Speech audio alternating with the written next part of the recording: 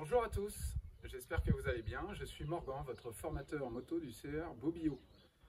Aujourd'hui, nous allons voir ensemble comment se positionner sur une moto.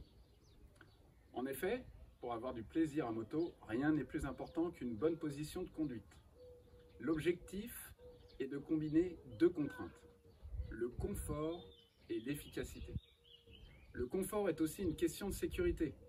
Quand on est mal installé, on est focalisé sur la gêne ou la douleur, donc moins vigilant. Quant à l'efficacité, il s'agit de comprendre que la position du corps influe sur le comportement dynamique de la moto.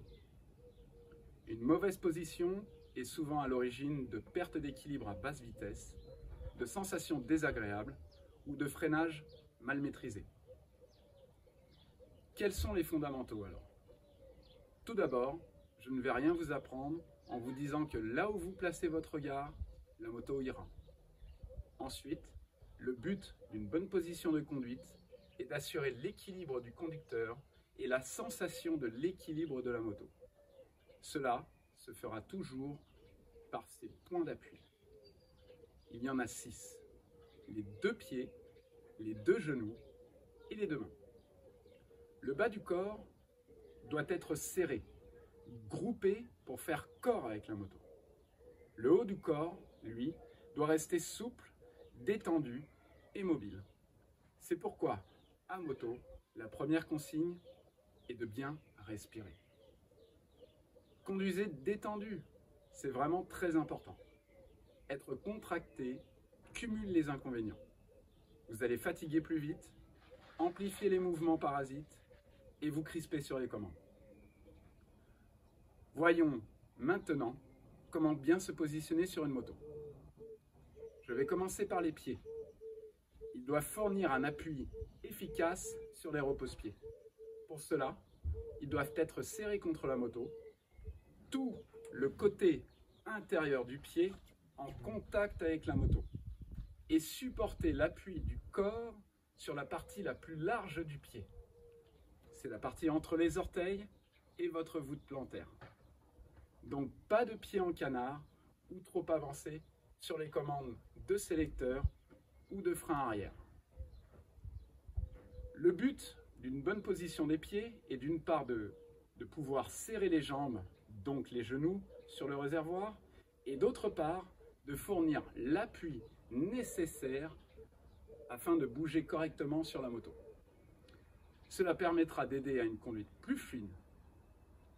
En résumé, les pieds doivent être en appui sur leur partie la plus large, serrés au maximum et en contact avec la moto. Vous vous posez certainement la question, mais comment on fait pour actionner les commandes au pied?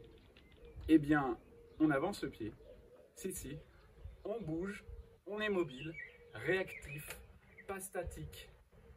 C'est facile, rassurez-vous. Continuons maintenant avec les genoux. Le rôle des genoux est double. Avant tout, sentir l'équilibre et ensuite influer sur celui-ci. C'est la face interne des cuisses qui va donner les infos, vous faire ressentir l'équilibre et ces changements. C'est pourquoi il faut garder en permanence la plus grande surface de contact possible entre les cuisses et votre réservoir. Ce qui peut se faire en serrant les genoux en permanence. Alors au début, on se force, il faut se concentrer, puis à la longue, tout cela devient naturel. Le haut du corps maintenant. C'est très important, il faut garder le buste détendu afin de libérer les épaules, les coudes et la nuque.